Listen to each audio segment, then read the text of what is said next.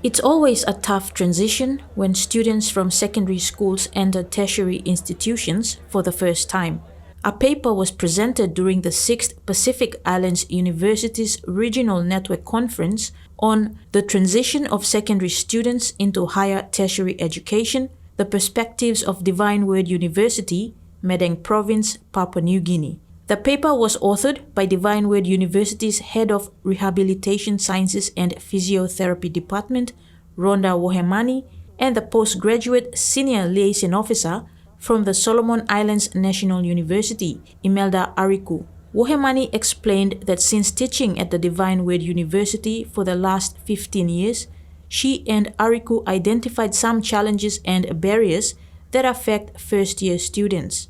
They were struggling with how they can, academically cope with the life, because coming from a structured system of education and just throwing them into a higher institution where their flexible time and everything is just there. They found it very difficult to cope with the academic life, and that was the purpose of why we decided, okay, let's do a study on this. And the main purpose was to identify challenges and barriers secondary students experience when transiting into higher tertiary institution. One of the main challenges identified by Wohemani and Ariku was adapting to a new environment. One of the students interviewed highlighted the language barrier between rural and urban students, especially when they are in the same accommodation. The other one was with the e-learning. Since Divine Word is, on top of digital learning space and platform, everything is done online, less paper used. The problem of the student was how they can adjust to it.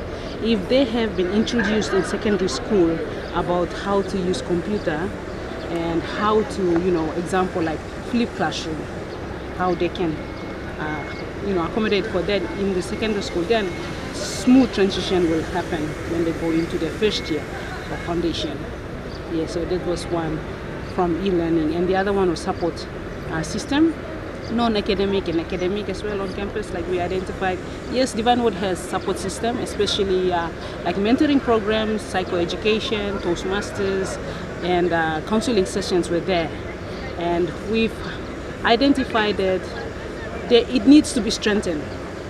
Yes, we have it, but why don't we strengthen it by having it, instead of having it in semester when the students come in the first year, why don't we have it like, weekly basis? The presenters recommended that students be exposed to the flipped classroom approach or blended learning while they are still in secondary school. This type of learning is where students access new content at home, either videos or readings, then later engage in interactive activities with their teachers. The qualitative study involved 15 first-year Divine Word students in the first semester from January to May 2025. The presenters hope to expand the study to other universities to help bridge the gap for transitioning students. Kamala Guare, TVWAN News.